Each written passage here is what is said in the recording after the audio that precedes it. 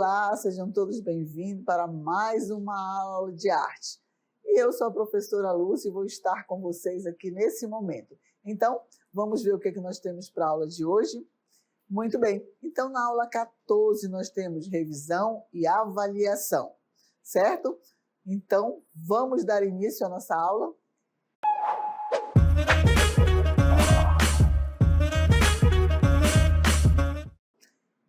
Muito bem, então na nossa revisão nós vamos revisitar alguns componentes que vão estar nesse momento, fazendo parte da nossa revisão. Então é um momento muito importante, onde você pode observar suas anotações, colocar suas dúvidas e ir perguntando. Nós falamos durante as nossas aulas da unidade 2, falamos sobre os movimentos, movimentos artísticos e principalmente nós falamos da música. Dois movimentos musicais que tiveram e têm ainda até hoje a sua importância na cultura brasileira, na história política do Brasil também. E aí, esse movimento foi um movimento que vai pegar a questão de dos acessórios tropicais da nossa região, da nossa cultura, e vai falar de forma aberta, deixando de lado um pouco a questão da influência europeia. Abandonou? Não. Eu sempre falo que a arte ela não abandona, ela vai recriar um novo olhar e a partir daí dar continuidade. Mas existe a sua essência, existe a sua influência. Então, o que nós podemos falar da Tropicália? Vamos ver? Então, a Tropicália surgiu em um período de intensas transformações culturais e políticas no Brasil. Então, intensas transformações, em meio à ditadura militar. Ela foi influenciada por movimentos internacionais, como a pop art e o rock britânico, mas também buscou resgatar e valorizar aspecto da cultura popular brasileira. Lembram quando nós falamos da pop art, que ela vinha fazer uma crítica à questão da massificação, do consumismo? E aí a Tropicália também ela vai pegar essa influência da pop art para fazer crítica em relação à realidade que se estava vivendo no Brasil, mas de uma forma, vamos chamar, meia tropical, Então, e esse movimento fez o quê? Vamos lá? O movimento foi impulsionado principalmente pelos músicos Caetano Veloso e Gilberto Gil, que junto com os artistas, Gal Costa, Tom Zé, os Mutantes e o maestro Rogério Duprat, lançaram o álbum Manifesto Tropicália em 1968, marcando o início formal do movimento. Então, esse movimento Tropicália, ele vai ter o seu álbum, lançado, chamado de Manifesto, em 1968. E esse movimento Tropicália apresentou uma série de características inovadoras que o tornaram único na cena cultural brasileira desde o ano de 1960. Então, ele traz algumas características, ele vai mostrar, quais são as modificações que nós vamos fazer. Nós vamos deixar de lado tudo? Não. Nós vamos nos inspirar, ter inspirações, influências como a pop art, o rock britânico, mas nós vamos falar de uma forma direcionada à nossa cultura, à nossa realidade, principalmente o momento que estava sendo passado, que o Brasil passava, que era a ditadura militar. E dentro dessas características, nós podemos citar algumas. Vamos ver? A primeira, fusão de estilos musicais.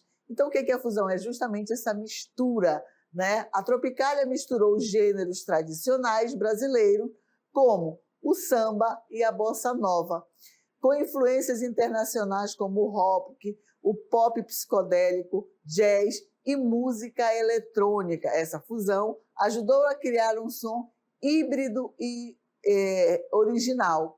Então, ele mostra a sua característica, pega a influência, certo?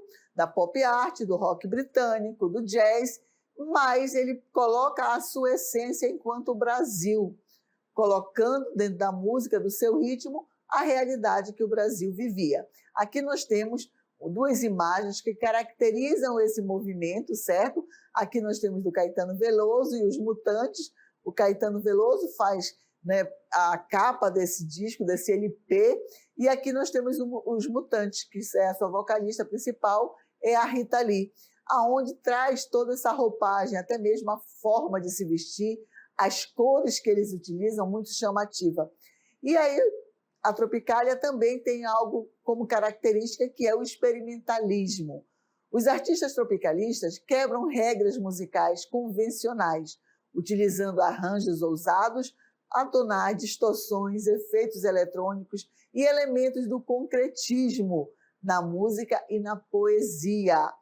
Esse espírito de inovação desafiava as normas da música popular. Então, trazendo essa questão do concretismo, ele vai também modificar a forma de cantar, a forma de expressar, a forma de representar também até algumas exposições, aonde nesse momento o público já é convidado a participar, a interagir, né? Então o público ele é convidado nessas exposições, vamos chamar de instalações, a percorrer de forma integrada, né, aquela arte. Então, há essa mudança. Eles vão quebrar algumas regras.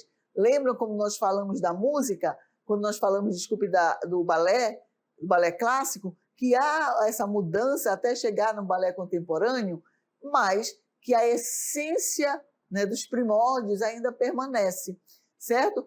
Falamos do tropicalismo e depois falamos de quê?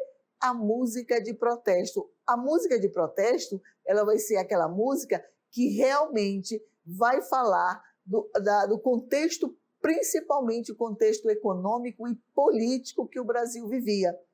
Mas vivíamos num período, né, de censura, onde tudo tinha que ser passado pelo aval dos militares. Se eles não concordassem ou achassem que estava falando mal dos militares, eles bloqueavam, eles não deixavam passar, não deixavam chegar até o público. Mas a arte, ela usa alguns artifícios, e a metáfora foi um desses artifícios, desses recursos que eles utilizavam para chegar até o público.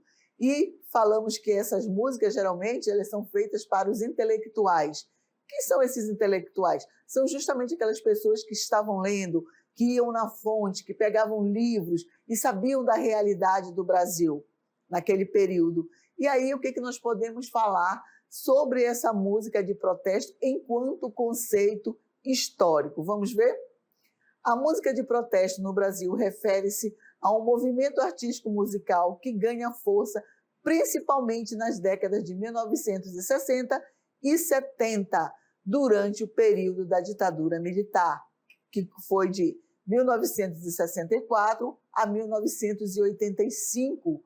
Essas músicas expressavam críticas ao regime autoritário, à censura, à repressão política, à desigualdade social e às outras questões sociais e econômicas. Ao longo dos anos, a música de protesto se tornou um símbolo de resistência e um veículo para a expressão de demandas populares.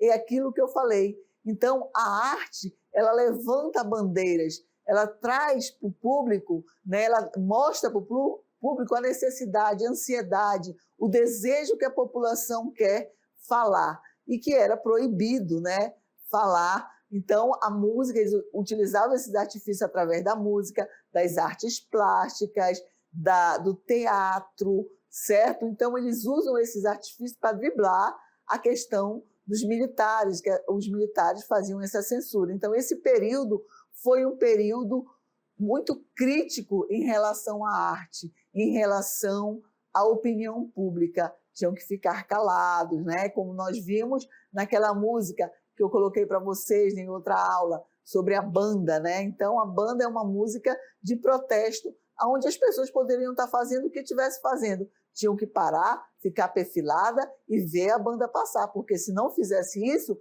você estava sendo contra, e vocês eram chamados para uma conversa em particular.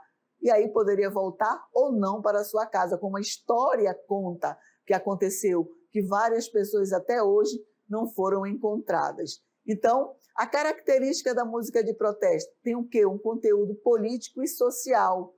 E eu quero colocar para vocês que não é a professora Lúcia que está falando, é a história, é o que aconteceu realmente no Brasil. E nós estamos falando da arte enquanto música de protesto, certo? Então, as letras tratam de temas como liberdade, democracia, justiça social, direitos humanos, opressão e desigualdade. Então, era esse contexto político e social que a música de protesto, assim como a Tropicália, também falava, certo? O uso de metáforas.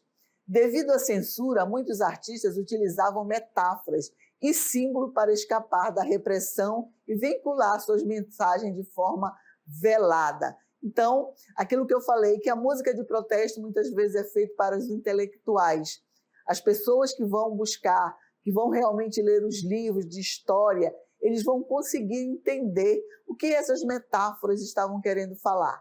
E aí eu trouxe para vocês uma imagem para representar uma metáfora, certo? Que é justamente o equilíbrio, que nós temos que ter o equilíbrio entre a razão e a emoção. E qual é a metáfora que eu utilizo aqui? O exemplo do coração e do cérebro, de uma imagem do cérebro, certo? Então aí, essa metáfora diz assim, ó, vamos equilibrar, o homem equilibrando a razão e a emoção. Então, quando falava assim, a música fala, estava à toa na vida, o meu amor me chamou para ver a banda passar tocando coisas de amor. Será que a banda militar tocava naquele período coisas de amor? Então, estava à toa na vida, meu amor me chamou para ver a banda passar tocando coisas de amor. Né? Então, a menina que estava triste se levantou para ver a banda passar. Então, a metáfora, ele usa o quê? A banda, que é uma banda militar, mas que usa falando de coisas de amor. Mas será que era isso mesmo que acontecia? E assim, eles iam driblando a censura e chegando até o público. E aí a censura e repressão também.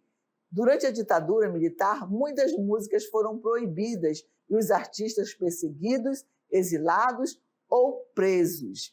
Então, eu trouxe uma imagem também que representa esse período, a questão de calar o público, de não deixar o público falar o que sentia, mas o que eles queriam ouvir. Né? Algumas pessoas chegam até a falar, vivemos numa ditadura. Vamos estudar, vamos ver a história, vamos procurar saber realmente o que é uma ditadura e fazer essa comparação. Aí nós vamos saber o que realmente é uma ditadura, certo? E eu trouxe para vocês algumas das principais canções desses movimentos, desses artistas. Vamos ver? Aqui, Chico Buarque, suas músicas como Cálice e Apesar de Você são exemplos emblemáticos da crítica ao regime militar. Geraldo Vandré, com a música Para Não Dizer Que Não Falei de Flores, ou Caminhando, tornou-se um ícone do protesto contra a repressão militar. Então, eu trouxe para vocês aqui justamente um trecho de uma música, mas que ela não é daquele período, é um período depois, tá? Mas que está muito atual também, que serve tanto para os dias de hoje, como para o período da ditadura. Vamos ouvir? Nas favelas, no Senado, sujeira para todo lado. Ninguém respeita a Constituição, mas todos acreditam no futuro da nação. Que país é esse? Que país é esse? Que país é esse? No Amazonas, no Araguaia, na Baixada Fluminense, Mato Grosso, Minas Gerais e no Nordeste, tudo em paz. Na morte, eu descanso, mas o sangue anda solto, manchando os papéis, documentos fiéis ao descanso do patrão. Que país é esse? Que país é esse? Que país é esse? Que país é esse? Terceiro mundo, se for, piada no exterior. Mas o Brasil vai ficar rico. Vamos faturar 1 milhão. quando vendermos todas as almas dos nossos índios num leilão. Que país é esse? Que país é esse? Que país é esse? Que país é esse? Então, que país é esse, né? Que nós temos nossos povos originários e, de repente, o que nós estamos fazendo para preservar? Principalmente as nossas florestas, certo? Então, algo que é necessário para todo mundo. Mas, às vezes, a ganância do homem, não é verdade, destrói. E aí não percebe ou estuda uma forma, sim, de tirar o seu sustento, mas também de preservar, de também reflorestar. Às vezes só querem tirar e não reflorestar. E existe todo um processo que pode acontecer. E o que falta para esse homem? É justamente o estudo, né? Buscar, saber, se informar. É o que nós estamos fazendo aqui na sala de aula. Então, falando sobre esse contexto da música, nós passamos também por algo que representa o Amazonas, representa Manaus, que é o cartão postal. E falamos do Teatro Amazonas, mas o Teatro Amazonas enquanto estrutura arquitetônica. E o que nós falamos sobre, nesse momento, sobre o Teatro Amazonas enquanto arquitetura? Vamos ver? Então, o teatro localizado em Manaus é uma das obras mais icônicas da arquitetura brasileira. É um símbolo da riqueza e prosperidade do ciclo da borracha no final do século XIX. Sua construção e existência estão diretamente ligadas ao auge econômico da Amazônia, quando Manaus se transformou em uma cidade próspera graças à exportação da borracha, certo? E ele também tem a sua história, né? Então, como se deu essa história? A construção do teatro, em 1884 a 1896, a ideia de construir o teatro surgiu em 1881. Olha só, a ideia e o início foi em curto tempo, só para vocês verem como era, né? Então, no auge da riqueza gerada pelo ciclo da borracha, empresários locais e autoridade do Estado queriam uma casa de espetáculo que estivesse à altura das grandes cidades europeias. O projeto do teatro foi aprovado em 1884 e sua construção começou no mesmo ano. Então, não foram nem em busca de recursos, já foi começando a construção. E o porquê, né, que acontecia tudo isso que nós vamos comentar daqui a pouquinho. Então, como foi construído? Qual era o material que foi utilizado para essa construção? Imagine só, a maioria do material, e para garantir a grandiosidade da obra, grande parte dos materiais usados na construção veio da onde? Da Europa. Por exemplo, o ferro utilizado veio da onde? Da Inglaterra. As mármores da Itália e os lustres de cristais foram trazidos da França. Agora você imagina, hoje nós demoramos às vezes um dia para chegar na Europa, de avião, utilizando o avião. Imagine de barco, de navio, vindo esse material para chegar aqui no Amazonas, certo? Aqui em Manaus. Então, isso tudo foi um exemplo mesmo de riqueza para a construção do teatro.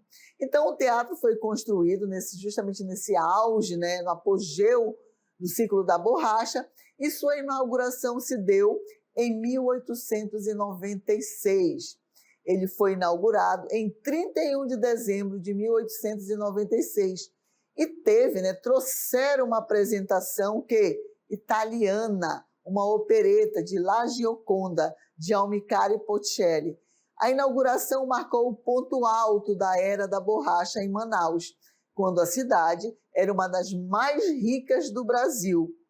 Só para vocês terem uma ideia, o Teatro Amazonas já tinha luz elétrica, enquanto que em São Paulo ainda não tinha, e a Manaus já tinha luz elétrica. Só para vocês perceberem como Manaus estava num apogeu e rica, né? E o que aconteceu para Manaus, de repente, não ser a cidade mais rica? Tudo isso nós podemos encontrar onde? Nos livros, estudando, certo? E aí, nessa construção arquitetônica, nós temos o quê? Nós temos a cúpula do Teatro Amazonas. E aí a cúpula é o quê? A cúpula do teatro é uma das suas características mais notáveis, composta por mais de 36 mil peças de azulejos vitrificados, coloridos. Foi importada da onde? Da Alsácia, né? Na França. As cores da cúpula representam o quê? A bandeira do Brasil. E eu trouxe para vocês aqui as imagens, como ela foi construída, né? A forma, utilizando aço, por isso que ela é uma arquitetura o quê? Eclética, né? Porque ela também mistura a questão erudita, clássica, e a contemporânea, que é justamente utilizando o aço. E aí acontece o quê? Acontece a cores, né? A cor da bandeira representando a nossa bandeira. Então, o Teatro Amazonas, quando ele foi construído, o que as pessoas, os ricos, queriam era se sentir na Europa. Porque quem é que estava aqui? Era justamente os europeus que vieram para cá explorar a borracha, certo? E contam a lenda, né, que eles chegavam até a acender o charuto com dólar, para ver como era tanto dinheiro nesse período. Claro que eram os ricos, os trabalhadores, os seringueiros, os nordestinos que vieram para a exploração da borracha, muitos morreram de malária no seringal, né? Tanto é que nós temos aqui em Manaus, quem puder vir, conhecer o Museu do Seringal, né, que conta essa história. Lá tem até a representatividade de um cemitério. Então, muitos perderam a vida, mas os senhores que comandavam tudo isso estavam aqui na capital e queriam se sentir aonde? Na Europa. E construíram, né, esse teatro para apreciar as peças. Traziam, né, os artistas da Europa, e aí, de repente, Manaus, que tinha, vamos dizer, uma festa de igreja, né, um arraial, e passa a ter espetáculos com caras, né, da Europa. Mas será que todo o público de Manaus conseguia assistir esse espetáculo? Não, com certeza não. Mas hoje nós temos acesso, toda a população pode ter acesso a espetáculos, a entrar no teatro, a conhecer essa casa de espetáculo, ver um pouco da história, certo? Porque ela é acessível agora ao público, né? Então, qualquer pessoa que venha a Manaus, quiser conhecer o Teatro Amazonas, só é ver o momento de visitação e lá você vai ter, né, uma visita guiada, né, pelos guias turísticos que tem lá. Então, você pode vir. Então, o teatro, a música, a história, a arte, elas estão se conectando. Então, tudo faz parte, né? Então, como nós falamos, do movimento Tropicália, do movimento da música de protesto, que vai ter as suas influências. É como se fosse uma corrente. Cada elo vai sustentando até o final. Então, a arte é isso. Ela não vai descartar, ela vai se influenciar e, a partir daí, ela vai criar muito mais.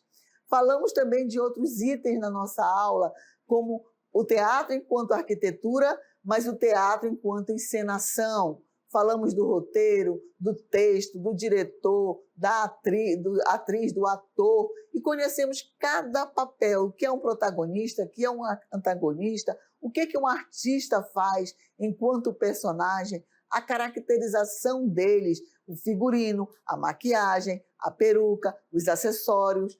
Falamos da sonoplastia, falamos dos adereços, não é verdade? Falamos também da questão da iluminação. Então, tudo isso, o teatro enquanto arquitetura e o teatro enquanto encenação, certo? Então, meus queridos, a nossa aula, que teve esse passeio, né, na unidade 2, revisitou o quê? A música, o teatro, enquanto estrutura, enquanto encenação, ok? Então, agora, finalizamos a nossa aula.